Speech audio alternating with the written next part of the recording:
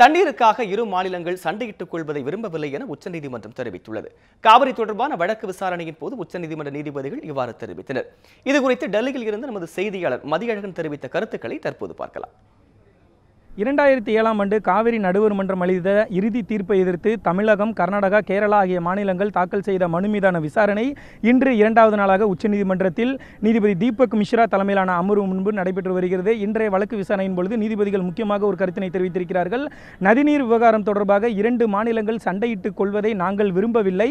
அனைத்து மாநிலங்களும் நாட்டின் ஒரு பகுதியே என நீதிபதிகள் தெரிவித்தார்கள். அதனைத் தொடர்ந்து கர்நாடக அரசு தரப்பில் ஆஜரான மூத்த வழக்கறிஞர் ஃபாலி நரிமன் தனது வாதத்தை எடுத்து வைத்தார். அவர் தனது வாதத்தின் பொழுது சுதந்திரத்திற்கு முன்பாக, அதாவது மெட்ராஸ் மற்றும் மைசூர் மாகாணங்களுக்கு இடையே 1924ஆம் ஆண்டு போடப்பட்ட ஒப்பந்தத்தை தமிழக அரசு மீறி இருக்கிறது. அந்த ஒப்பந்தத்தை மீறி 21 லட்சம் ஏக்கருக்கும் அதிகமான பகுதிகளில், காவிரி டெல்டா பகுதிகளில் தமிழக அரசு தற்பொழுது விவசாயம் செய்து வருவதாக குற்றம் சாட்டினார்.